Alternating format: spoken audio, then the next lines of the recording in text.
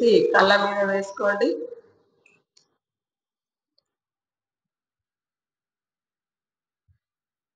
Five, 4, 3, 2, 1, 0. చేతులు తీసి మెల్లమెల్లగా కళ్ళు తెరుచుకుంటూ మీ చేతుల మీద చూసుకోండి. ఇంత మంచి జ్ఞానాన్ని అందించిన బుద్ధ భగవానునికి, పత్రిజీకి, ఈ ధ్యానానికి మనందరికి ఒకసారి గట్టిగా చెప్పాలి.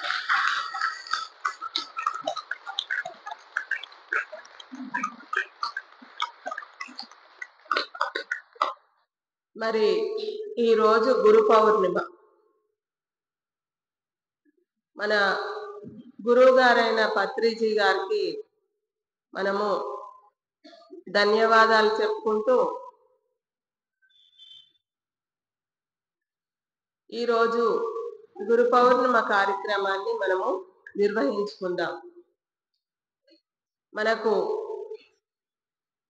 ఈ గురు పౌర్ణిమకు ఆత్మజ్ఞానాన్ని అందించడానికి ఆదిలాబాద్ నుండి సునీత మేడం గారు రావడం జరిగింది. మేడంకి ఒకసారి గట్టిగా చెప్పండి.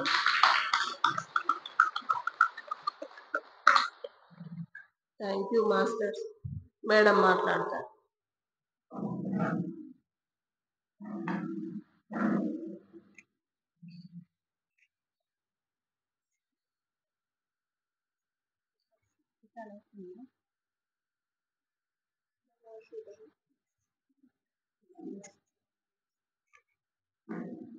ఓకే, గురు పౌర్ణమి సందర్భంగా అందరికీ శుభాకాంక్షలు.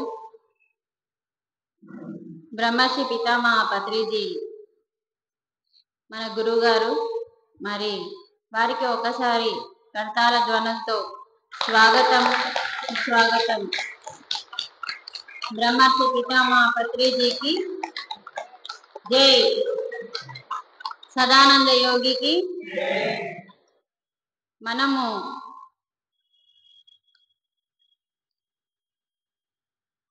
గురు పౌర్ణమి అంటే అసలు ఎలా వచ్చింది, ఏంటిది అన్నది తెలుసుకుందాము. దానికి ముందు టైం సెన్స్ మనం పాటించాలి. మీరు మెట్పల్లిలో ఉన్నారు, లేట్ వచ్చి చైర్లు సౌండ్ చేస్తే అది కూడా ఒక కర్మ అని తెలుసుకోండి ఫస్ట్. ఎందుకంటే లేట్ వచ్చి ముందు కూర్చోవద్దు, చైర్ని సౌండ్ చేయొద్దు అని మనం ఎన్నో క్లాసులలో నేర్చుకున్నాం. ఎందుకంటే ధ్యాన స్థితి ఎవరైతే వెళ్ళిపోతారో వాళ్ళకి చాలా డిస్టర్బెన్స్ అవుతుంది. మీరు గమనించండి, మీకు మీరు గమనించుకోండి. మనం ఎప్పుడైతే ధ్యానంలోకి వెళ్ళడానికి ఎంత కష్టపడతాం, ఎన్నో అనవసరమైన ఆలోచనలని కట్ చేయడానికి లోపల సతమతం అవుతాము. ఎన్నో ఆలోచనలు వస్తూ ఉంటాయి, వాటన్నింటినీ కట్ చేసే లోపల చాలా సమయం పడుతుంది. ఇలా కట్ చేశామో లేదో, ధ్యాన స్థితి కుదిరిందో లేదో, మీరు చైర్స్ అప్పుడు చేశారనుకోండి, ఏమైంది? వారి డిస్టర్బెన్స్ కి కారణం మనం అంటే అది కూడా ఒక పాపపు కర్మ. తెలుసా లేదా మనకి ఈ విషయం? తెలుసా లేదా? అంటే ధ్యానం అనేది ఒక కనిపించని కర్మ అని చెప్పిండు పత్రి సారు. ఇప్పుడు ఇక్కడ ఆ బాబు ఒక పని చేస్తున్నాడు, కనిపిస్తున్నాయి ఆయన చేసే కర్మ. మనము ఒక కర్మ చేస్తున్నాం, కనిపిస్తుంది బాహ్య కర్మ. ఈ కర్మ కనిపిస్తుంది కానీ ఇది అకర్మ. కానీ అది ఎందుకు మళ్ళీ మన ఆత్మకి పనికి వచ్చేది కాదు. కానీ కనిపించని కర్మ ఒకటి ఉంది, కనిపించే కర్మ ఒకటి ఉంది మనకి. ఇప్పుడు మనం చేసే ప్రతి పని కనిపిస్తున్నది, కానీ ధ్యానంలో మనం కర్మ చేస్తున్నాం. ధ్యానం అనేది కూడా ఒక కర్మ, కానీ అది చూడ్డానికి, ఎదుటి వాళ్ళకు చూడ్డానికి కర్మలాగా కనిపించదు.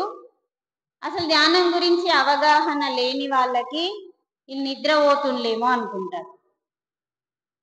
అంటే ఇది అకర్మగా కనిపిస్తుంది, కానీ ఒరిజినల్ కర్మ అంటే ఏంటిదంటే నీ లోపలికి నువ్వు ప్రయాణం చేయడమే ఒరిజినల్ కర్మ. అర్థమవుతుందా? ఆ కర్మ చేసేటప్పుడు ఎవరైతే మనకి డిస్టర్బెన్స్ చేస్తారో అది ఇంకా పాప కర్మ అవుతుంది. మనం టైం సెన్స్ లేనప్పుడు, లేట్ వచ్చినప్పుడు వెనకాలే కూర్చోవాలి.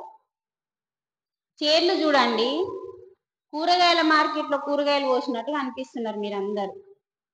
మనం ఎలా కూర్చుంటాం? ఒకరి వెనకాల ఉండాలి చైర్. కడతాల్లో మనం నేర్చుకోలేదా? కడతాల్లో ఒక చైర్ వెనకాల ఇంకో చైర్ ఉంటుంది, మధ్యలో వెళ్ళడానికి మీకు ఇష్టం వచ్చినట్టు వచ్చి చైర్లు వేసుకోవద్దు. ఇలాంటి ప్రోగ్రామ్స్ ఉన్నప్పుడు మనము ముందొచ్చి ఈ చైర్లన్నీ ఎవరైతే వేస్తారో ఆ కర్మ చెయ్యడం ద్వారా, ఆత్మ కోసం చేస్తున్న కర్మ కాబట్టి మనం చేసిన పాప కర్మ దగ్ధమవుతుందని మనకు తెలుసు. ముందొచ్చి మనం ఎవరికన్నా అన్ని చైర్లు వేసామనుకోండి, సహాయం చేసినట్టే కదా. దీన్ని లక్ష్మీ తత్వము అంటే, ధ్యానం అంటే పార్వతీ తత్వము, ఆత్మజ్ఞానాన్ని తీసుకోవడాన్ని సరస్వతీ తత్వము, ఎవరైతే అందరికంటే ముందొచ్చి సేవ చేస్తామో లక్ష్మీ తత్వము. ఎప్పుడైతే మనము ఎవరికి డిస్టర్బెన్స్ లేకుండా వచ్చి కామ్గా చైర్ తీసుకొని కూర్చుంటామో అప్పుడు అది మన నిజమైన కర్మ. మీరు ఇప్పుడు 4-10 నిమిషాలకు లోపల ముందు వచ్చిన వాళ్ళు ఆటోమేటిక్గా ధ్యానంలోకి వెళ్ళిపోయిండ్రు పాపం. 4-10 కంటే ముందు వచ్చిన వాళ్ళు. నేనేమో 12:30కి వచ్చిన. ఆదిలాబాద్ ఎంత దూరమో ఆలోచించండి. పొద్దున ఇంట్లో వంట చేసి నేను గబా గబా ఇక్కడికి వచ్చేసిన. నేను ఎక్కడి నుంచో వచ్చిన, నేను టైం కంటే ముందు వచ్చిన. మనం ఇది కంపల్సరీ ఆలోచించాలి. ఎక్కడికన్నా మనం ప్రాపంచిక పనులకి 10 నిమిషాలు ముందెళ్తాం. మనము ధ్యానంలో కూర్చున్న వాళ్ళని డిస్టర్బ్ చేయకుండా ఉండగలగడం ఫస్ట్ నేర్చుకోవాలి. ధ్యానం చేయడం కంటే ముందు మనం నేర్చుకోవాల్సిన చాలా ముఖ్యమైన సెన్స్ బాగా ఉంటుందండి. ఇది మనకి పత్రి గారు నేర్పింది. కాబట్టి తను కడతాల్లో స్టేజ్ మీద 5 గంటలకి మెడిటేషన్ ఉంటే 5కు 5 నిమిషాలు ముందొచ్చేవాడు. అంటే మనకి ఏం నేర్పిండా కదా, మనకి సమయ పాలన అనేది ఉండాలి. ఉంటే ఏమైతే అంటే ధ్యానం అవుతుంది. 4 కంటే 4 కరెక్ట్ 4-4-5 నిమిషాలకు వచ్చిన వాళ్ళకి 1 అవర్ మెడిటేషన్ అయింది. తర్వాత వచ్చిన వాళ్ళకి ఏమన్నా అయిందా? ఇప్పుడు వచ్చిన వాళ్ళు ఉన్నారు. ఇప్పుడు వచ్చినారు, ఒకసారి చేతిలో పట్టండి, లేవటండి. ఇప్పుడిప్పుడు వచ్చి చైర్లు గుంజి చైర్లు వేసిన వాళ్ళు ధ్యానం కాలే. అందుకనే మనం ఎన్నో క్లాసులు వింటున్నాము. ఎందుకు అంటే నేర్చుకోవడానికి. ఒక చిన్న పిల్లాన్ని బడికి ఎందుకు పంపిస్తాం తెలుసా ఎవరికన్నా? ఎందుకు పంపిస్తాం? ఎందుకు?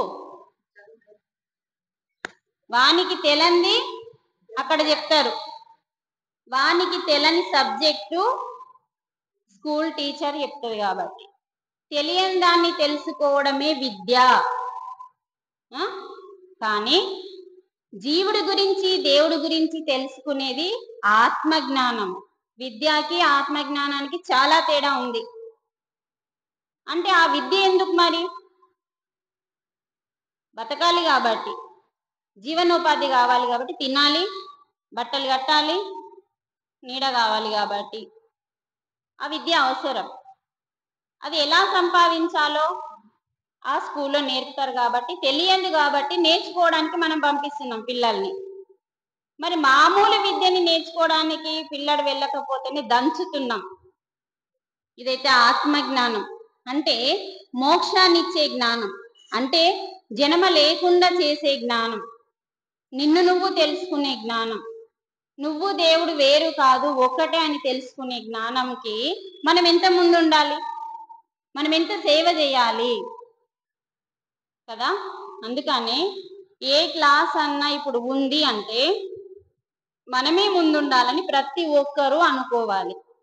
ఈరోజు క్లాస్ ఉంది, 2 గంటలకు ఉంది, నేను 1:30కే వెళ్తా, పాదక 2కే వెళ్తా, వెళ్ళి నాకు తగ్గ సేవ నేను చేస్తా అని మీరందరూ అనుకున్నారనుకోండి, టైం సెన్స్ ఉంటుంది.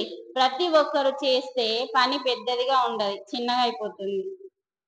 ఇది మనం నేర్చుకోవాల్సిన మొట్టమొదటి కర్మ. అందుకని టైం సెన్స్ ఖచ్చితమండి. నేను 3 సార్లు ధ్యానంలో డిస్టర్బెన్స్ అయినా ఈరోజు చాలా బాగా ధ్యానం కుదిరింది. ఈరోజు ఎంత వైబ్రేషన్ ఉంటుందో మనకు తెలియదు. మామూలు పౌర్ణమిలు వేరు, గురు పౌర్ణమి వేరు కదా. ఎందరో మంది గురువులు ఉన్నారు. బ్రహ్మ ఒక గురువే, విష్ణువు ఒక గురువే, మహేశ్వరుడు ఒక గురువే. అదే కదా చిన్నప్పుడు మనకు నేర్పింది. గురుర్ బ్రహ్మ గురుర్ దే అంటే గురుర్ బ్రహ్మ అన్నారు, కానీ బ్రహ్మని దేవుడు అనలే. ఫస్ట్ గురుర్ బ్రహ్మ గురుర్ విష్ణు అన్నారు. అంటే వీళ్ళందరూ గురువులే, ఉన్నాడు ఒక్కోడే దేవుడు. ఆ దేవుడే వీళ్ళందరినీ సృష్టించి గురువులుగా మన కోసం పంపించింది. మరి అలాంటి గురు దినం ఈరోజు ఎంత వైబ్రేషన్ ఉంటది భూమి మీద అంటే, గురు పౌర్ణమి రోజు అసలు క్లాసు ఉండద్దు, కన్లే ముయ్యాల. ఈ అపారమైన శక్తిని మన లోపలికి తీసుకోవాలి. పత్రి సార్ ఏం చెప్పేవాడంటే, గురు పౌర్ణమి రోజు అసలు మాట్లాడద్దు అన్నాడు. కానీ మన సొసైటీలో క్లాసులు ఎక్కువైపోయినాయి. అసలు ఏ పౌర్ణమికైనా పత్రి సారు తక్కువ తినండి, లేకుంటే తినద్దు, లేకపోతే నైట్ మానేయండి అని చెప్పి చక్కగా మీరు మెడిటేషన్కి ఎక్కువ టైం ఇవ్వండి. అంటే ఎందుకంత ప్రాముఖ్యత అంటే, ఈ గురు పౌర్ణమికి కానీ ప్రతి పౌర్ణమికి కానీ ఎప్పుడూ లేని ఎనర్జీస్ ఈ భూమి మీద ఉంటాయి. కాబట్టి మరి ఎవరు తీసుకుంటారు ఈ ఎనర్జీస్ అంటే, తన లోపలికి తను ప్రయాణం చేసే వాళ్ళు మాత్రమే ఈ ఎనర్జీస్ ని తీసుకోగలుగుతారు. అంటే ధ్యానమే కదా. అంటే వర్తమానంలో ఉన్న వాళ్ళు కూడా ధ్యానమే చేయాల్సిన అవసరం లేదు. ఇప్పుడు మీరు ఏమి ఆలోచించకుండా వర్తమానంలో ఉన్నారనుకోండి, అది కూడా ఒక ధ్యానమే. ఇప్పుడు నేను మాట్లాడుతున్నా, ఇది కూడా ఒక కర్మనే కదా. నా మాట మీద నాకు ధ్యాసతో నేను మాట్లాడితే నేను ప్రజెంట్లో ఉన్నట్టు. లేదు నా మాటలు తడబడుతున్నాయి, నా క్లాస్ డిస్టర్బెన్స్ అయింది అనుకోండి, అయితే నేను గతం జన్న ఆలోచిస్తున్నా, అది మెడిటేషన్ కాదు. అందుకే సార్ ఏం చెప్పిందంటే, ధ్యానం ఒక్కటే ధ్యానం కాదు, స్వాధ్యాయలో లయమై పెట్టి చదువుతాం కదా. కొందరికి మత్తు వస్తుంది, ఎనర్జీ వస్తుంది. బుక్ చదివేటప్పుడు దాంట్లో డిపెండ్ అయి చదువుతాం కదా, ఆ బుక్ యొక్క మ్యాటరు మనకు ఎనర్జీని ఇస్తుంది. నువ్వు అయిపోతావు, ఆ పుస్తకం లాగా నువ్వు మారిపోతావు. నేను పత్రిజీ ప్రబోధాలు ఇచ్చిండ్రు మనకి మొన్న పుస్తకం, లత దగ్గర తీసుకున్నా. నేను మొన్న చదివేసిన, నమిలేసిన. అంటే అందులో మనకేం చెప్పిండు గురుగారు, అది మొత్తం నమిలేసి బ్యాగ్లో పెట్టుకున్నా. మా సార్ నేను కూడా చదువుతాను తీసుకున్నాను, మళ్ళీ తెచ్చిస్తా అంటే. మన చేతికి ఒక హస్తం వచ్చిందంటే, మన హస్తానికి ఒక పుస్తకం వచ్చిందంటే నమిలేయాల, అది కూడా ఒక ధ్యానమే. ఇప్పుడు మీరు చూడండి, సజ్జన సాంగత్యం చేస్తున్నాం మనం. ఈ సజ్జన సాంగత్యంలో అందరూ డిపెండ్ అయి వినరు. ఇప్పుడు మీరు ఒక్కొక్కరిని లేపి నేనేం చెప్పినా అని అడిగితే అందరూ ఒకేలాగా చెప్తారా? ఇక్కడనే తేడా తెలుస్తుంది. అందరూ ఒకేలాగా నేనేం చెప్పినో కరెక్ట్ చెప్తున్నారంటే మీరు విన్నట్టు. అంటే మీ వినేదాన్ని బట్టి మీకు అర్థమవుతుంది. మీరు ఈ క్లాస్లో మమేకం అయిపోతే మీకు గతం రాదు, భవిష్యత్తు రాదు. అంటే బుర్రంతా ఖాళీ ఉంటుంది, ఇవే నిండుతాయి. అది కూడా ఒక ధ్యానమే. మనము చాలా విషయాలు నేర్చుకోవాలి తెలుసా. ఒకరిని ఇబ్బంది పెట్టే ఏ పని చెయ్యకూడదని మనం ఈ ధ్యాన మార్గంలోకి వచ్చి ధ్యానాన్నే భంగం చేస్తున్నామంటే మనం ఏం నేర్చుకున్నట్టు? ధ్యానాన్ని భంగం చేసిండ్రు మీరందరు. ఇప్పుడు గాజుల సప్పుడు గల్ గల్ గల్ గల్ ఎంత సప్పుడు. మీరు ఫస్ట్ రావాలి. అట్లాంటి వాళ్ళు మొత్తం చెక్కేసుకోవాలి, చేతులకి కామ్గా కూర్చోవాలి. చైర్ని తీస్తే చైర్ సప్పుడు కాకుండా తీయలేమా? తీయగలుగుతామా లేదా? తీయగలుగుతాము, కానీ ఎందుకు తీయలేకపోతున్నామంటే అశ్రద్ధ. మరి ఆ కర్మ ఎవరు అనుభవించాలి? మళ్ళీ నువ్వే.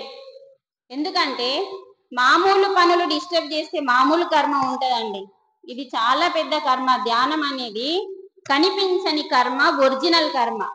మనం చేసే బాహ్య పనులన్నీ కనిపిస్తాయి, కానీ కర్మగా కనిపిస్తాయి, కానీ అవన్నీ అకర్మలు అన్నాడు పత్రిజీ. అంటే మళ్ళీ మన ఆత్మకి పనికి రావు అన్నాడు. కానీ మనం చేసే ధ్యానము అకర్మ, కనిపించదు, లోపల జరుగుతుంది ప్రాసెస్. మీ అందరికీ ఆరోగ్యమైందని ఎందరో చెప్తున్నారు. మరి కళ్ళు మూసుకుంటే ఆరోగ్యం ఏమైంది, ఎలా అయింది అంటే లోపల ఏం జరుగుతుంది? ప్రాసెస్ జరుగుతుంది. నీ లోపల ఏం జరుగుతుంది తెలుసా? ఏం జరుగుతుంది ధ్యానం చేస్తే మీ లోపల? ఏం జరుగుతుంది ఒక్కరన్నా చెప్పాలి. మనం ధ్యానంలో కూర్చున్నాము. ధ్యానంలో కూర్చోవడం అంటే ఏం చేయాలి? శ్వాస మీద ధ్యాస ఎందుకు పెట్టాలి అంటే ఆలోచనలు లేని స్థితికి మనం వెళ్ళాలి. అనవసరమైన ఆలోచన లేని స్థితికి మనం వెళ్ళాలి. కాబట్టి శ్వాస మీద మనం ధ్యాస పెట్టాలి. మరి ఆలోచన రహిత స్థితి దేని కొరకు అంటే దాని పేరే ధ్యానం. కాబట్టి శ్వాస మీద ధ్యాస అనేది ధ్యానం అని మనం హెడ్లైన్ పెడుతున్నాం కదా. ఆలోచన రహిత స్థితి ధ్యానం. ఇది ధ్యానం చేసే పద్ధతి మాత్రమే. శ్వాస మీద ధ్యాస అనేది ఏంటిది? ధ్యానం చేసే పద్ధతి మాత్రమే. కానీ ధ్యానం అంటే ఏంటిది? ఆలోచన లేని స్థితికి నువ్వు ఎప్పుడైతే పోతావో అప్పుడు నువ్వు ధ్యానంలోకి వెళ్ళినట్టు. ధ్యానంలోకి ఎప్పుడైతే వెళ్తావో నీ లోపల ప్రాసెస్ జరుగుతుంది. ఏంటిది అది? ఈ బ్రహ్మరంధ్రం ఓపెన్ అవుతుంది. విశ్వంలో ఉన్న భగవంతుని యొక్క శక్తి నీ లోపలికి వస్తుంది. నీ లోపలికి వెళ్ళగానే నీ లోపల ఉన్న 2,72,000 నాడులు కడిగేయబడతాయి, శుద్ధి చేయబడతాయి. జన్మ జన్మల నుంచి నువ్వు తెచ్చుకున్న పాపాలన్నీ అక్కడ నిక్షిప్తమై ఉంటాయి. కాబట్టి అదే ప్రాణమయ శరీరం. అందులో మనకి క్లీన్ జరుగుతుంది.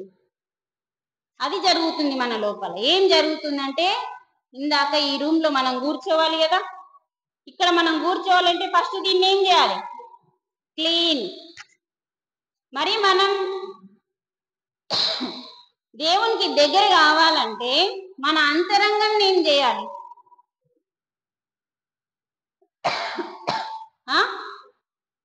మన అంతరంగం ఏం చేయాలి? మనము భగవంతుని దగ్గరికి చేరుకోవాలంటే అంతరంగంని క్లీన్ చేస్తేనే ఆయనకి దగ్గర అవుతాం. కానీ ఆ తోవలోనే ఉన్నాం అంతే.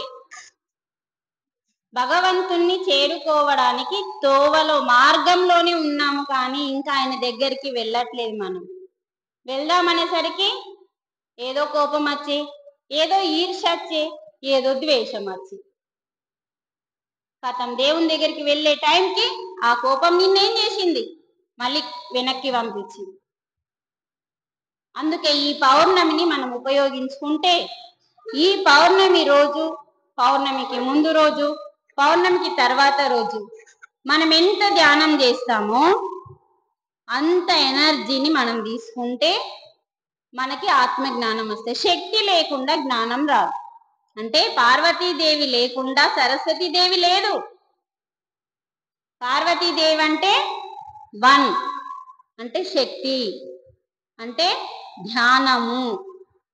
నిద్ర ధ్యానమే, కానీ అది ఎందుకు సరిపోవట్లేదు మనకు శక్తి. నిద్రలో తీసుకునేదంతా శక్తే, సరిపోవట్లేదు. కాబట్టి ధ్యానము. ఈ ధ్యానంలో పార్వతీదేవి యొక్క శక్తిని మనం తీసుకుంటున్నాం. ఆది పరాశక్తి. పార్వతీదేవి అని పేరు పెట్టుకున్నాం, కానీ ఆది పరాశక్తి అంటే అంతటా నిక్షిప్తమై ఉన్న శక్తిని నువ్వు తీసుకోవడం. పార్వతీదేవి అంటే రూపం తీసుకోకండి, శివుని భార్య అని తీసుకోకండి. అర్థమవుతుందా? మీకు అర్థం కావడం కోసం అలా గురుగారు చెప్తారు. అంతటా నిక్షిప్తమై ఉండి ఈ సృష్టిని రక్షించి నడిపిస్తున్న శక్తే ఆది పరాశక్తి. ఆ శక్తి నిద్రలో ధ్యానంలో ఎక్కువగా మనకు వస్తుంది. అదే ఒక్కటి. ఆ ఒక్కటి మనం తీసుకుంటేనే, అందుకే నేను మొన్న యూట్యూబ్ లో ఒక క్లాస్ పెట్టిన, ఆత్మశక్తే స్త్రీ, ఆత్మ యొక్క జ్ఞానమే పురుషుడు. అంటే స్త్రీ లేనిది, ఆత్మశక్తి లేనిది ఆత్మ జ్ఞానం రాదు.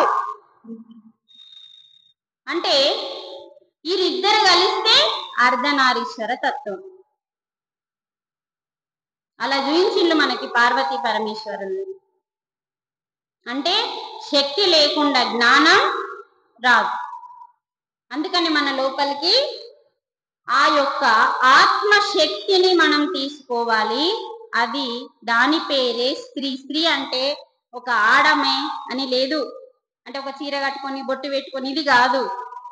కాకపోతే మన దగ్గర ఆ శక్తి ఎక్కువగా ఉంటుంది కాబట్టి బ్రహ్మర్షి పితామహ పత్రిజీ మనకి ఎక్కువ ప్రాముఖ్యత ఇచ్చిండు. అది మీరు తెలుసుకోవాలి.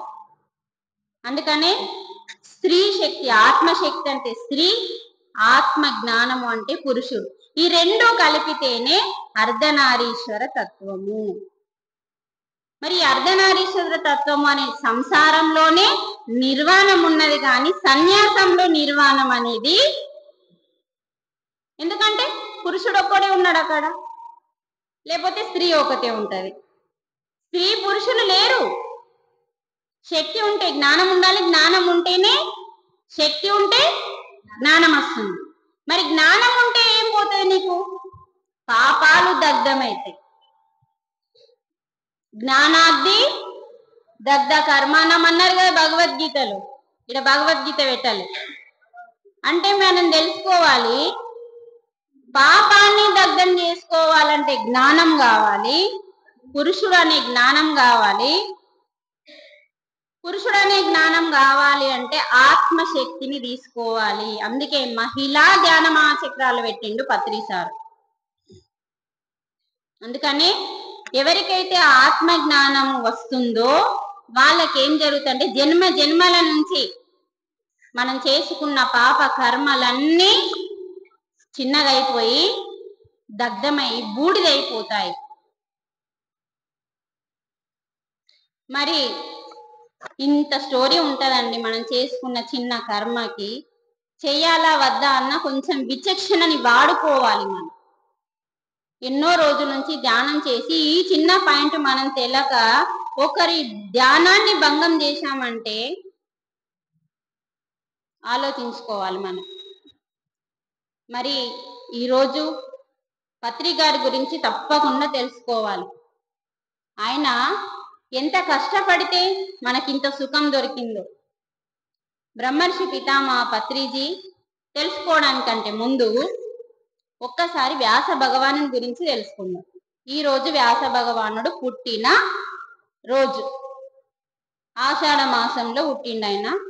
ఎవరి వ్యాస భగవానుడు అంటే వశిష్ఠుడు తెలుసా?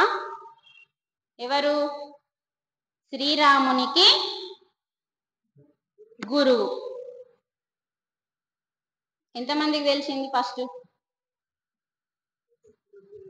శ్రీరామునికి గురువు అని నేను చెప్పకన్నా ముందు ఎంతమందికి తెలుసు? శ్రీరామునికి చాలా మంది గురువులు ఉంటారు. మనకు చూపించే గురువులు ముగ్గురు. మీకు మొన్న శివరాత్రి రోజు చెప్పిన. అయితే మనకి త్రేతాయుగంలో ఉన్న వశిష్ఠుడే ఈయనకి ముని మన్మడు అన్నట్టు. వ్యాసుడు వశిష్ఠునికి ముని మన్మడు. అంటే వశిష్ఠుని పుత్రుడు శక్తిముని. ఆయన పుత్రుడు శక్తిముని. అతని పుత్రుడు పరాశర మహర్షి. అతని పుత్రుడే వ్యాస భగవాను.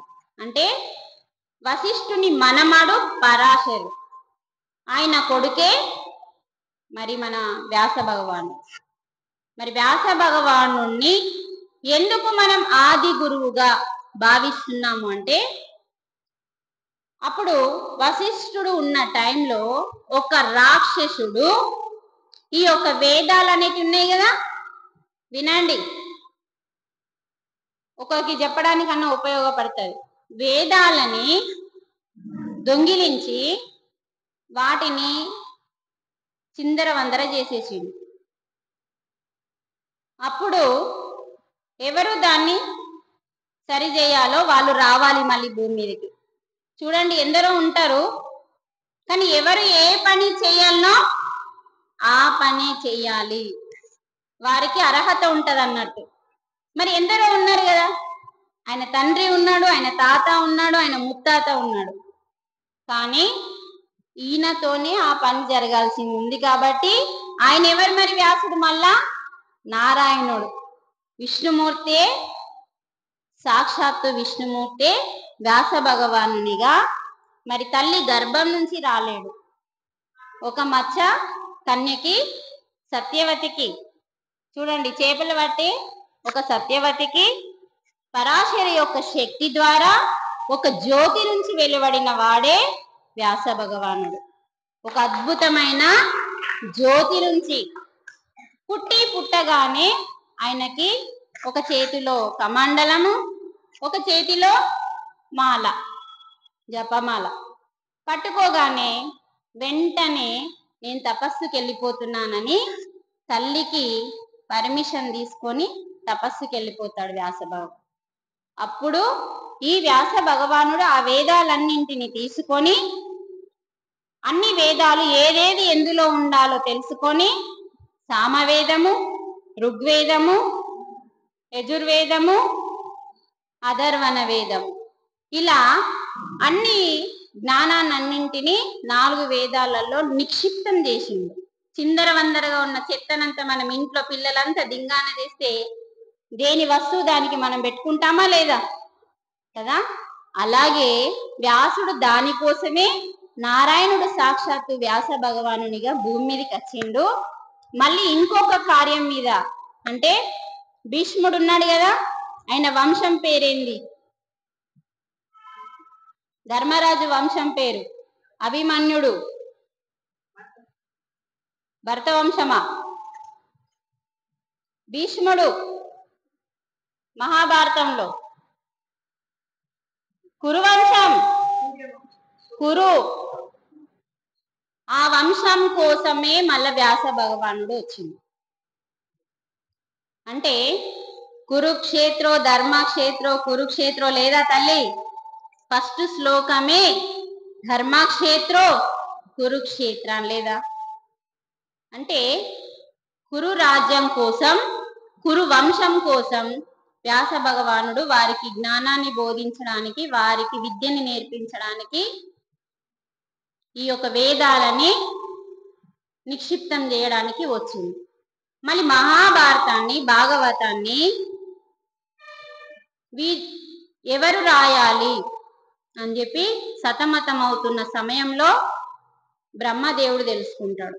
బ్రహ్మదేవుడు చెప్తాడు, ఇది నువ్వు వేదాలని నిక్షిప్తం చేయగలిగినావు గాని మరి మహాభారతంలో చెప్పిన విష్ణుమూర్తి కృష్ణుని రూపంలో చెప్పిన జ్ఞానం ఏదైతే ఉందో దాన్ని భాగవతము అంటాం. ఆ భాగవతాన్ని అర్థం చేసుకొని రాయగలిగేవారు ఎవరు అని ప్రశ్న. వ్యాస భగవానుడు ఆలోచిస్తున్నాడు, ఎవరు రాస్తారు ఈ మహాభారతాన్ని? అప్పుడు బ్రహ్మదేవుడు వచ్చి, ఒక బుల్లి వినాయకుడు ఉన్నాడు, ఆయన రాస్తాడు అని చెప్పి వ్యాస భగవానుడు కైలాసానికి వెళ్ళి ఈశ్వరుని పర్మిషన్తో వినాయకుణ్ణి బుద్ధికి పరీక్ష పెడతాడు. ఉట్టిని ఇవ్వలే వినాయకునికి వ్యాస భగవానుడు. కుమారస్వామికి, వినాయకునికి బుద్ధికి పరీక్ష, విచక్షణ జ్ఞానానికి పరీక్ష పెట్టి ఆ పరీక్షలో ఎవరు విన్నర్ అయితే వారికి రాయడానికి అర్హత. చూడండి, అందుకే మీరొక్కటి గమనించండి, దేవతలే లోకం కోసం అర్హత ఉంటేనే రాపిచ్చిండు. మరి ధ్యానం అనే అర్హత మనం పొందినాము కాబట్టే మనం ధ్యానంలో ఉన్నామండి. మనం ఎంత గొప్ప వాళ్ళమో ఒక్కసారి ఆలోచించండి. ఆ గొప్పతనాన్ని మీకు మీరు ఎందుకు గుర్తించట్లేదు? ధ్యానంలోకి వచ్చాము అంటే, శాకాహారిగా మారాము అంటే మనం గొప్ప వాళ్ళము. అర్హత ఉంటేనే ఇక్కడి వరకు వస్తారండి. మరి మెట్పల్లిలో ఎంతో మంది ఉన్నారు కదా, ఆదిలాబాద్ లో నాకు ఎంతో మంది ఉన్నారు కదా చెప్పుకోవడానికి. కానీ ఏది ఎప్పుడు ఎక్కడ ఎందుకు జరుగుతుందో ప్రతి దానికి కారణం ఉంటది. మీకు నిద్ర వస్తే నాకు వస్తుంది. ఇక్కడ అర్థమవుతుందా? మనందరికీ అర్హత ఉంది కాబట్టే ధ్యానంలోకి వచ్చినాం, శాకాహారులుగా మాలినాం, సేవ చేస్తున్నాం. కాబట్టి మరి మన గొప్పతనాన్ని గుర్తించి ఇంకా గొప్ప వాళ్ళుగా కావాలి. కానీ మళ్ళీ ప్రాపంచికంలో పడి గొప్ప వాళ్ళం ఏమైతున్నాం ఇంకా చెప్పాల్సిన అవసరం లేదు. కొంచెం ప్రాపంచికంలో ఉండండి, అందులో మునుగకండి. ప్రాపంచికంలో ఉండాలి కానీ అందులో మునగద్దు. అది అటే గుంజుకుంటది, అది అయస్కాంతం. ప్రాపంచికం ఏంటిది? ఆధ్యాత్మిక జ్ఞానం అయస్కాంతం కాదండి. నువ్వు అంట పెట్టుకుంటా అంటేనే అది అంటుతుంది, అంత గొప్పది కాబట్టి. అందుకని ఎవరికైతే అర్హత ఉంటుందో వాళ్ళే రాయాలని ఇప్పుడు ఆ మహాభారతాన్ని నేను కళ్ళు మూసుకొని నాన్ స్టాప్ గా చెప్పగలుగుతాను, నువ్వు రాయగలుగుతావా అని వినాయకుడిని ప్రశ్నిస్తాడు వ్యాస భగవానుడు. సాక్షాత్తు విష్ణుమూర్తి. ఓ రాయగలుగుతాను అంటాడు. కానీ మీరు గమనించండి, అప్పుడు రాసేది నెమలి పించాలతో. ఆ నెమలి పించాలతో రాస్తూ స్పీడ్గా రాయాలి. ఫస్ట్ ఏం చేయాలి? రాయాలనా? ఫస్ట్ ఏం చేయమన్నాడు? నేను ఫస్ట్ చెప్పిన అదే. ఎక్కడున్నారు మీరు? ఫస్ట్ ఏం చేయమన్నాడు వ్యాసుడు? ఫస్ట్ అర్థం చేసుకో అన్నాడు. నేను ఏదైతే చెప్తున్నానో ఫస్ట్ నువ్వు అర్థం చేసుకున్న తర్వాత దాన్ని రాయాలి అన్నాడు. అప్పటిదాకా నేను ఏది చెప్తే అది రాయొద్దు అన్నాడు. మళ్ళీ స్పీడ్గా రాయాలి అన్నాడు. అంటే ఎంత గొప్పవాడు వినాయకుడు! ఒక్కసారి క్లాప్స్ కొట్టండి. వినాయకుడు అందుకే బుద్ధి సిద్ధి అని ఎందుకు పేర్లున్నాయి ఆయనకి? వాళ్ళు భార్యలు కాదండి. బుద్ధి సిద్ధి అంటే బుద్ధిని ఉపయోగించిన వాడికి సిద్ధులు వస్తాయి. అష్ట సిద్ధులు, అనిమ, గరిమ, లగిమ, ప్రాప్తి, ప్రగమ్య, వశిష్ట, ఈసత్వ అనే అష్ట లక్ష్ముల అష్ట సిద్ధులు వస్తాయి. ఎవరికి? బుద్ధి విచక్షణ ఉన్న వాళ్ళకి, దాన్ని ఉపయోగించుకున్న వాళ్ళకి అష్ట సిద్ధులు వస్తాయి. అందుకే అతన్ని సిద్ధు బుద్ధి అనే ఇద్దరు ఉన్నారని చెప్తారు. మహానుభావుడు, చాలా మహాజ్ఞాని అయిన.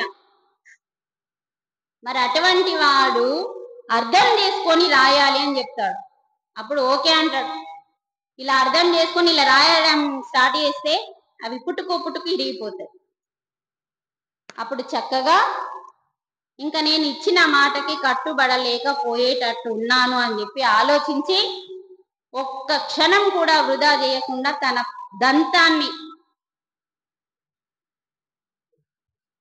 దంతంతో రాసిన గీతే భగవద్గీత. అందుకే ఆయనని ఏకదంతుడు అని నామంతో మనం పూజిస్తున్నాము. అలా వ్యాస భగవానుడు కురు వంశానికి ఎంతో ఇచ్చిండు, కానీ మొత్తం నాశనమైంది కదా. అప్పుడు వ్యాస భగవానుడు బాధపడితే ఈ జ్ఞానమే ఇవ్వలేదు కాబట్టి అందరూ అజ్ఞానంలో ఉండి కొట్టుకొని ఆస్తుల కోసం కొట్టుకున్నారు. కాబట్టి ఈ జ్ఞానం ఎప్పుడైతే భూమికి పంపిస్తావో కలియుగం కోసం, మళ్ళీ కలియుగంలో జరిగేది అంతకంటే ఎక్కువ అని చెప్పి కలియుగం కోసం వచ్చిన గీతే భాగవతం నుంచి, మహాభారతం నుంచి వచ్చిన ఆణిముత్యము అనే గీతే భగవద్గీత. ఎందుకంటే భాగవతం ఇంతలా ఉంటది, ఎన్నో ఉంటాయి, ఒక్కటే ఉండదు భాగవతం, చాలా ఉంటాయి. అవన్నీ చదవాలంటే నువ్వు ఫస్ట్ బద్ధకం వదిలేగతే కదా. భగవద్గీత చదవలేకపోతున్నాం. ఒక్కటే భగవద్గీత 700 శ్లోకాలే, కానీ భాగవతం ఎన్నో ఉంటాయి. అన్ని యుగాల గురించి చరిత్ర దాంట్లో ఉంటుంది. అందుకని ఇంత చదివే సమయం కలియుగంలో మానవుడికి ఉండదు అని వ్యాస భగవానుడు, వినాయకుడు వీటన్నింటిని రాసిన తర్వాత వాళ్ళ శక్తులతో వీటన్నింటి జ్ఞానాన్ని రంగరించి భగవద్గీతగా, కృష్ణుడు అందించిన జ్ఞానాన్ని భగవద్గీతగా మార్చి ఒకే గ్రంథంగా ఇచ్చిన గీతే మహాగ్రంథము భగవద్గీత. ఆ ఒక్కటి చదవకపోయినా కూడా ఇంకా మన జన్మ వేస్టే, వృధానే. అందుకని ప్రతి ఇంట్లో పట్టు చీర ఉందా, నగలున్నాయా, ఈ చెత్తలు ఆలోచించకుండా ప్రతి ఒక్కరింట్లో భగవద్గీత ఉండాలి. అది ఎన్నో పూజ మందిరంలో ఉండకూడదు.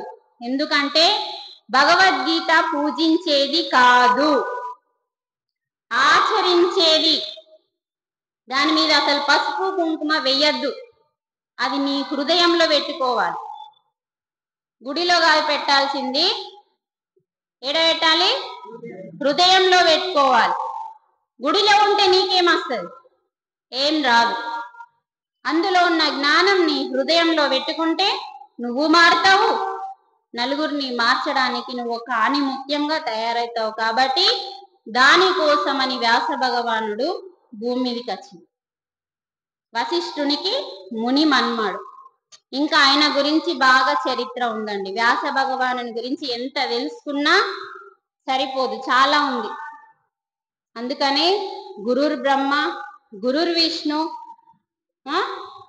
గురుర్ దేవో మహేశ్వర అంటే వీళ్ళందరూ గురువులే. ఉన్నది ఒకే ఒక దేవుడు. కాబట్టి ఎవరు మనకి ఏమి నేర్పినా వాళ్ళు గురువులే. కాబట్టి మనము హృదయపూర్వకంగా వారిని తలుసుకొని వారికి మనం నమస్కారాలు తెలియజేయాలి. అలాగే ఏ జ్ఞానం అయితే మనం తెలుసుకున్నామో గురువు ద్వారా, ఇప్పుడు బ్రహ్మర్షి పితామహ పత్రిజీ తన గురువు ద్వారా ఏదైతే నేర్చుకున్నాడో అదంతా కొన్ని లక్షల మందికి మనకు పంచేసింది. మనకి పంచితే ఏమైంది? ఆయనకు పెంచబడింది. మరి ఇప్పుడు మనం అదే చేయాలి. దాని పేరే గురు దక్షిణ అంటారు. పితామహ పత్రిజీ సదానంద యోగికి గురు దక్షిణ ఇచ్చేసిందా లేదా? లక్షల మందిని గురు దక్షిణగా ఇచ్చింది. మరి మనము మన పితామహ పత్రిజీకి గురు దక్షిణ ఎంతమందిని ఇచ్చినామో మీకు మీరు ఆలోచించుకోవాలి. వాళ్ళేం అడగరండి. వాళ్ళు ఏది ఇచ్చినా శూన్యంగా భావిస్తారు. అదే ఒక 10 మందిని నీ ద్వారా తయారు చేసావనుకో. అందుకని ఆలోచించాలి. కొంచెం మనం ఈరోజు గురువు గారి గురించి తెలుసుకుందాము. బ్రహ్మర్షి పితామహ పత్రిజీ గవర్నమెంట్ జాబే చేసేవాడు, అంటే ప్రభుత్వ ఉద్యోగం చేసేవాడు. ఆయనకి 2 పిల్లల తర్వాత, ఒక అమ్మాయి పుట్టిన తర్వాత తన శరీరాన్ని వాకినైంది. అసలు ఈయన ఎవరు? ఫస్ట్ బ్రహ్మర్షి పితామహ పత్రిజీ ఎవరంటే, బుద్ధుని కాలంలో, బుద్ధునికి ఎంతో మంది శిష్యులు కదా, అందులో ఆనందుడు అనే శిష్యుడు ఉండేవాడు. మీరు కావాలంటే మళ్ళీ తెలుసుకోండి. ఆనందుడు అనే శిష్యుడే మనకు పత్రిజీ శరీరంలో వాకినైంది. అంటే శరీరంలో ఉన్న ఈ ఆత్మ వెళ్ళిపోయింది పత్రిజీలో నుంచి. ఆ బుద్ధుని యొక్క, ఆనందుని యొక్క సోల్ అనేది తను ఎంటర్ అయి, బుద్ధుడు ఏ కార్యమైతే చెయ్యాలని ఇంటి నుంచి బయటకు వచ్చి, చూడండి బుద్ధుని గురించి మీకు ఎంత తెలుసో ఎంత తెలియదో, కానీ ఆ మహానుభావుడు రాజులందరికీ రారాజు కావలసిన వాడు. అవేమీ నాకు వద్దు అని చెప్పి మనిషికి దుఃఖం ఎందుకుందో తెలుసుకోవడానికి బయటకు వచ్చింది. ఆ బయటకు వచ్చిన తర్వాత కొన్ని సంవత్సరాలు కష్టపడి తెలుసుకున్నాడు. ఆ తెలుసుకున్నదే ఆనాపాన సతి, అంటే శ్వాస మీద ధ్యాస. ఎవరైతే పెడతారో వాళ్ళకి తృష్ణ, అంటే తృష్ణ అంటే అవిద్య, విద్య లేకపోవడం. కృష్ణ అంటే ఆత్మజ్ఞానము. కృష్ణ అంటే ఆత్మజ్ఞానము, తృష్ణ అంటే ఆత్మజ్ఞానము లేకపోవడం. ఈ ఆత్మజ్ఞానము ఎవరికైతే లేదో వారందరికీ దుఃఖం ఉంది అని తెలుసుకొని అది ఎలా దొరుకుతుంది అని బుద్ధుడు తెలుసుకున్నాడు. అప్పుడు ప్రపంచానికి అంతా అందించాలి అని అనుకున్న సమయంలో తను కొంచెం వరకే అందించింది. ప్రపంచానికి అంతా ఎంతవరకు అందించానో అంతవరకు అందించి శరీరాన్ని వదిలిపెట్టేసింది. భార్య అందించింది, శిష్యులు అందించిండ్రు, తను అందించింది. ఆ పని అలా ఆగిపోయింది కదా. ఆ పనిని చెయ్యడానికే ఆనందుడు పత్రిజీ శరీరంలో వాకినయ్యి తర్వాత ఆ బుద్ధుడు అనుకున్న పనిని పత్రిజీ చేసి చూపించింది. అలా మనకి ఎప్పుడైతే కర్నూలు గురించి కొంచెం తెలుసుకుందాం.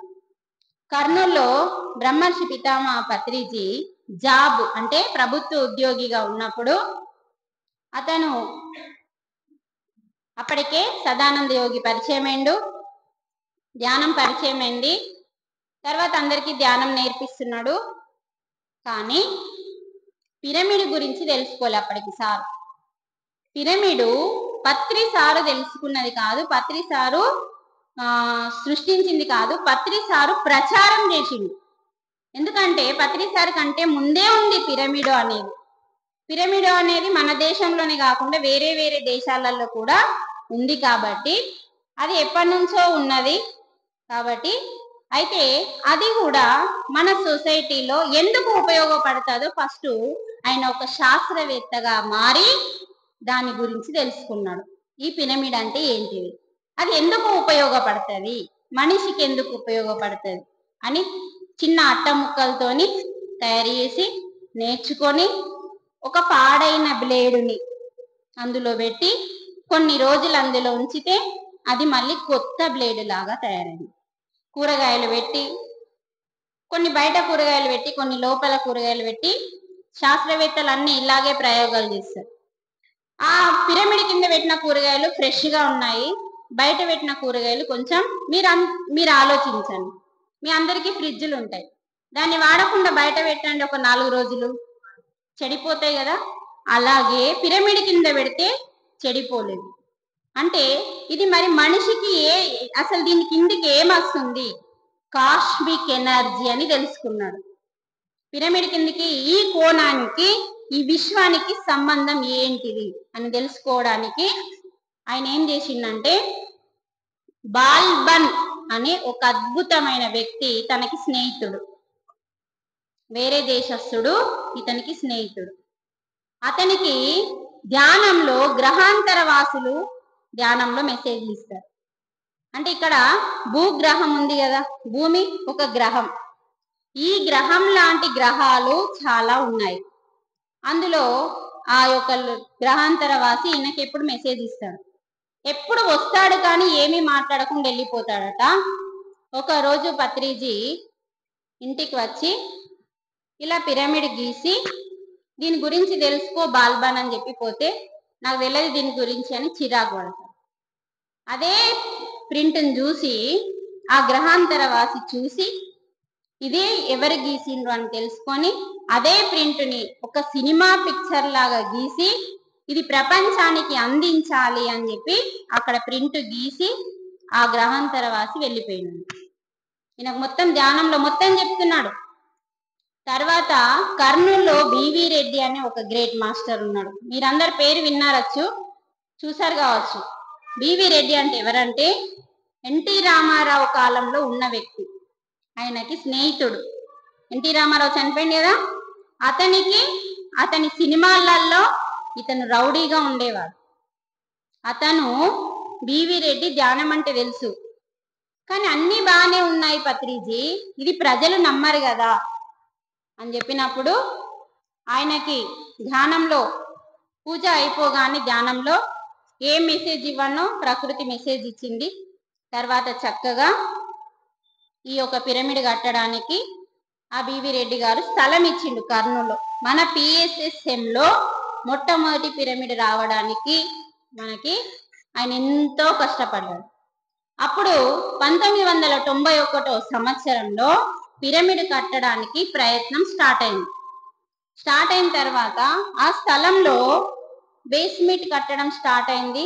అంటే బేస్మెంట్ కు రాయి వేస్తాం కదా, ఆ రాయి నుంచి మంచు పొగలు బయటకు వస్తుంది. వెంటనే టి సత్యనారాయణ అనే ఒక గ్రేట్ మాస్టర్ మెడిటేషన్ లో కూర్చొని ఎందుకు ఈ పొగలు మంచు వస్తున్నాయి, ప్రకృతి మనకి ఏం సందేశం ఇస్తుంది అని తెలుసుకోవడానికి ఈ మొట్టమొదటి పిరమిడ్ కట్టడానికి ఇన్ని కష్టాలు వస్తున్నాయి అంటే మహానుభావులకే కష్టాలు వస్తాయి అని చెప్పి సందేశం వచ్చింది. అలా కూర్చుని మరి ఎందుకు ప్రకృతి మాత మేము పిరమిడ్ కట్టాలనుకుంటున్నాం, కట్టాలా వద్దా, అసలు ఎందుకు ఇలా వస్తుంది అంటే అక్కడ ప్రకృతి మాతకి ఏం సంబంధం లేదండి. ఒక ముస్లిం వ్యక్తి సమీర్ బాబా అని ఒక ముస్లిం వ్యక్తి, మనకి 7 శరీరాలు ఉంటాయంటారు కదా, మనకి ఆ 7 శరీరాలలో ఆస్ట్రల్ బాడీ, ఇది ఫిజికల్ బాడీ. ఆస్ట్రల్ బాడీతో అక్కడ సమీర్ బాబా ఉన్నాడంట. 300 సంవత్సరాల క్రితం అతను అక్కడ ఆస్ట్రల్ గా ఉన్నాడు. ఇప్పటికే అక్కడ అతను ఉండి నేను ఈ పిరమిడ్ కట్టడానికి నేను మీ అందరికీ సహకరిస్తాను, నేను కూడా ఓకే చెప్తున్నానని సందేశం ఇవ్వడం కోసమే ఆ పొగ మంచును మీకు పంపిస్తున్నాను అని చెప్పి ఆ సత్యనారాయణకి మెసేజ్ ఇచ్చింది. అప్పుడు కదా 1991లో ప్రతి ఒక్కరి కాళ్ళు పట్టుకున్నాడట పత్రిజీ. ఎందుకు? ఆ పిరమిడ్ భూమి మీదకి రావడానికి. జాబ్ బంద్ చేసిండు. 10,000 రూపాయలు ఇచ్చే జీతాన్ని బంద్ చేస్తే దానికి ముందు 5,000 రూపాయలు పుస్తకాలు కొనుకొస్తే 5,000 మేడంకి ఇస్తుంది. 5,000 రూపాయలు కుటుంబానికి సరిపోతాయి. కానీ ఎంతమంది ధ్యానులు వస్తే అంతమందికి భోజనం పెట్టాలి అంటే సరిపోదు కదా. ఎన్ని అష్ట కష్టాలు పడ్డదో మహాతల్లి. పత్రిజీ యొక్క భార్య మన స్వర్ణమాలమ్మ ఎన్నో కష్టాలు పడ్డది. ఈ కష్టాలు పడితేనే నీకు తర్వాత ఉంటుంది అని చెప్పిండట. ఎవరు సారు కాదు, ధ్యానంలో కూర్చుందంట. ఎందుకు నాకు ఈ కష్టాలు అని. పత్రిజీ నీ కోసం వచ్చినోడో నా కోసం వచ్చినోడో కాదు, లోకం కోసం వచ్చినోడు కాబట్టి పత్రిజీ పనికి నువ్వు అడ్డం రాకు, ప్రకృతి నీకు సహాయం చేస్తుంది అని మెసేజ్ వచ్చింది మేడంకి. అప్పటి నుంచి మేడం నోరుకు తాళం వేస్తుంది. మనం వేసుకుంటామా ఇంట్లో? ఆయన లోకం కోసం ఎంత చేయన్నో అంత చేయడానికి ఆమె నోటికి తాళం వేస్తుంది. అలా ఎన్ని కష్టాలు పడ్డదో, ఎందరి కాళ్ళు మొక్కిందో, ఎందరు పైసలు తెచ్చిస్తే అంతమంది దగ్గర తీసుకుంది, అడగకుండా తెచ్చిస్తే. అలా తన కుటుంబాన్ని నెట్టుకొచ్చింది. తర్వాత 1992లో ఈ పిరమిడ్ కంప్లీట్ అవ్వడానికి అంటే బివి రెడ్డి గారు స్థలం ఇచ్చిండు. అంత పెద్ద స్థలము ఇవ్వగానే కొంచెమైనా పెట్టుకున్నాడు, ఇంకా కాస్త కావాలి. ఈ డబ్బులన్నీ అడగడానికి ఎందరో కాళ్ళు పట్టుకుంటే సినిమా దర్శకులలో ఒక అతను పరిచయం. నీకెన్ని డబ్బులు కావన్నో పత్రిజీ, రూము నిండా డబ్బులు ఉన్నాయి, వెళ్ళి తీసుకో అన్నాడట. ఇస్తారా అండి ఎవరన్నట్లా? అతను అంత గొప్పోడు పత్రిజీ అని తెలుసుకున్నాడు ఆయన. కానీ మనకు తెలుస్తలే పత్రిజీ ఎంత గొప్పోడు. మనము శిష్యులమై ఉండి మనకి తెలుస్తలేదు, కానీ ఒక దర్శకుడికి తెలిస్తే రూము నిండా డబ్బులు ఉన్నాయి తీసుకోపోండి, ఎంత కావన్నో అంతే తీసుకున్నారు. ఇంకొక అతను టి.జి. వెంకటేశ్వర్లు అని, మేమెందుకు నమ్మాలి మిమ్మల్ని అని అసహించుకున్నారు. మేము నమ్మము, మేము ఇవ్వము అని చీగొట్టింది. అయినా సరే మేము కాసేపు కూర్చుంటామని కూర్చుంటే ఆయన మైండ్లో ఏమనుకుంటుండో గుర్తించి, నీ పాప పాస్ అవుతుందా ఫెయిల్ అవుతుందా అన్న టెన్షన్తో నువ్వు ఉండి మాట్లాడినవి ఇప్పటిదాకా, నీ పాప పాస్ అవుతుంది అని చెప్పిండంట. వెంటనే ఆ పాప నేను పాస్ అయినా అని చెప్పి రాగానే, నీకెప్పుడు ఏం కావాలన్నా ఏం సంకోచించకుండా అడుగు, నేను నిరంతరం నీకు సేవ చేస్తా అని చెప్పిందట వెంకటేశ్వర్ గారు. పత్రిజీ మామూలు మనిషి కాదండి. ఈ రోజు ఆయన గురించి మనం తెలుసుకోవాలి. ఆయన ఎన్నో అష్ట కష్టాలు పడి ఎందరియో కాళ్ళు పట్టుకుంటే, ఎందరియో గడ్డాలు పట్టుకుంటే, ఎవరూ ధ్యానంలోకి రాకపోతే దగ్గరికి వెళ్ళి, నాయన గడ్డం పట్టుకొని, నాయన నా కోసం 5 నిమిషాలు ధ్యానం చేయండి అని బతిమిలాడుకున్నాడు. అలా కదా న్యూటన్ సార్ని, యుగేందర్ని, జీకే సార్ని ఇలా నలుగురు మాస్టర్లని, డాక్టర్లని తయారు చేసింది. నలుగురు డాక్టర్లు కర్నూలులో, న్యూటన్ సారు, ప్రాణ స్నేహితులు నలుగురు కలిసి కర్నూలులో డాక్టర్లు. ఈ డాక్టర్లని ధ్యానులుగా తయారు చేయాలని పత్రిజీ. వాళ్ళు ఎంత తాగొచ్చి, సిగరెట్ పట్టేవాళ్ళు, తాగేవాళ్ళు, నాన్ వెజ్ తినేవాళ్ళు, ఎంత రభస చేసినా వాళ్ళు ఓర్చుకొని, వామిటింగ్ చేసుకుంటే కడిగేసి అంతగా సేవ చేసి వాళ్ళని ధ్యానులుగా మార్చితే ఈ రోజు న్యూటన్ ఎక్కడున్నాడు, యుగేందర్ ఎక్కడున్నాడు, జీకే ఎక్కడున్నాడు? పత్రిజీ కంటే ఎక్కువ పని చేసింది ఇప్పుడు న్యూటన్. పత్రి సారు ఏదైతే చేయాలని అనుకున్నాడో పత్రి సార్తో సహా ఆయన కూడా ఎన్నో పనులు చేసింది. సారే ఒప్పుకున్నాడు ఒక రోజు, నేను ఏదైతే చేయాలనుకున్నానో నా కళని న్యూటన్ నిర్వర్తించిండు, నా ఆధ్యాత్మిక పుత్రుడు అని చెప్పిండు న్యూటన్. ఎక్కడ? వికారాబాద్ లో. మేము అప్పుడు ట్రైనింగ్ తీసుకుంటున్న టైంలో. అలా రత్నాలుగా తయారు చేయడానికి వీళ్ళెంత కష్టపడ్డారు.